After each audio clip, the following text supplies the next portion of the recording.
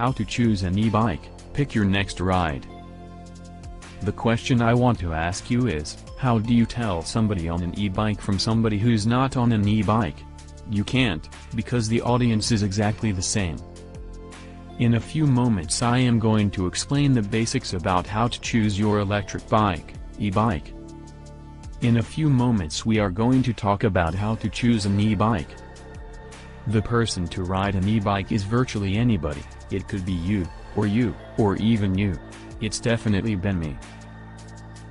There is virtually every style of bike available in the form of an e-bike, cruiser, cargo, hybrid, and even foldable. E-bikes are great for people who are trying to give up their cars, or those who might be commuting just long enough distances that it makes more sense for them to have some pedal assist versus doing it riding completely under their own power. It's also great for people who might be carrying a lot of cargo, and that could include their kiddos. E-bikes are for people who want to go faster, further, and carry more weight. There are 4 main decision points in choosing an e-bike: class, motor, battery, and features. Let's first talk about e-bike classes. There are 3 basic classes of bike: Class 1, pedal assist to 20 miles per hour, Class 2, pedal assist to 20 miles per hour plus throttle mode, and Class 3, pedal assist up to 28 miles per hour. Class 2 is actually a throttle assist, meaning that you are going to have a motorized bike for all intent and purposes, and they are more restrictive in their use. The clear difference between Class 1 and Class 3 is where that pedal assist stops.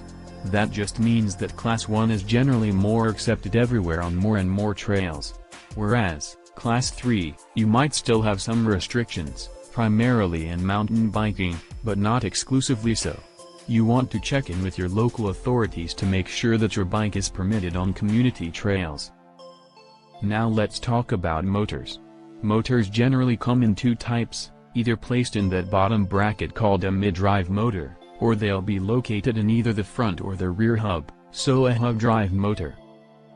The difference between these generally is that a mid-drive is going to feel a little bit more balanced and mirror your natural pedal stroke, and hub drive motors, depending on where they're located, will tend to feel either more push or pull. When you're considering whether you might want a mid-drive motor, the things to consider are again, the placement of the motor, and the fact that it frees your wheels up to make them easier to maintain.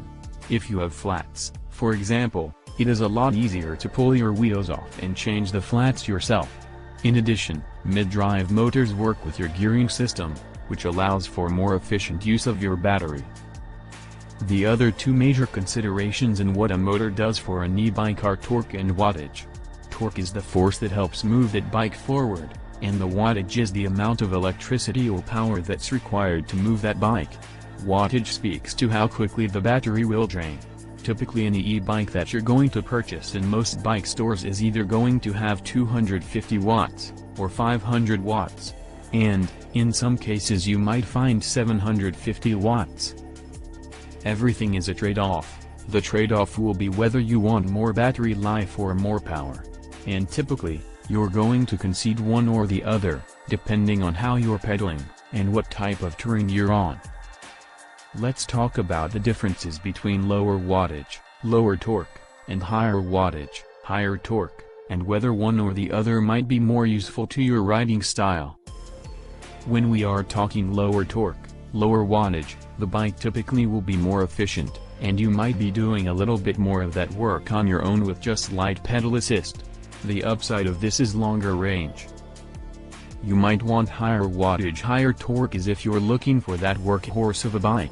If you need the bike to provide more power under load, and you might be carrying more load, so you need bigger power and you might need less range. It's also great for very hilly terrain, the very terrain where that extra power is super useful. There are 2 primary things that you want to know about batteries. The first is where the battery placed. You're going to have either an internal but removable battery, or an internal non-removable battery, or an external battery. The pros and cons of these are that, clearly in an internal battery, whether it is removable or not.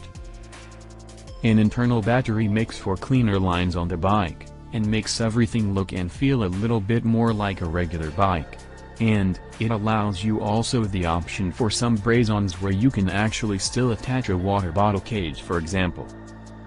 An external battery will be more easily removable, and typically more easily exchangeable, and they can be placed in several different areas on the bike. The second consideration of a battery is the capacity of the battery. Typically you're going to find that batteries on e-bikes range from about 250 watt-hours to about 500 watt-hours, but you might find some numbers in between that depending on the brand of the bike. The wattage rating just reflects the battery capacity. The question that everybody asks when they are looking at e-bikes is, how far will this bike take me? The easiest, simplest way to answer that is, it depends on how much pedal assist you're using. The more pedal assist you use, the lower the range. The less pedal assistance you use, the longer the range. When you're considering what the range of the bike is, do consider that manufacturers will post what that range can be. It might be 20 to 40 miles, it might be 40 to 50, or 50 to 70 miles. But, be aware that that range is based on the least amount of pedal assist being used in that e-bike. There are a couple of final considerations that you might want to think about when you are choosing your bike. E-bikes start to have a lot of other really cool integrated features, like built-in lights, built-in security and locks. If you want those things incorporated into the bike, it is something also to think about when you're shopping for an e-bike. One of the most important tools on the bike for most riders is going to be the controller. The controller is the thing that powers the bike on and off. And, it will also allow you to choose the level of assist that you want. But the other things that it may show you, depending on the level of sophistication of the controller, would be battery life, speed, and where you are in your total range. Some controllers have more information than others, so if it's important to you to have more information at your fingertips, you might want to think about that when you're choosing the e-bike. The last thing is the weight on these guys can vary quite a lot. They can be anywhere from 25 pounds to 65 pounds. So keep in mind how you're planning on transporting the bike, and storing the bike, so that this bike will fit into your lifestyle. This should give you a lot of information to start the process for shopping for an e-bike.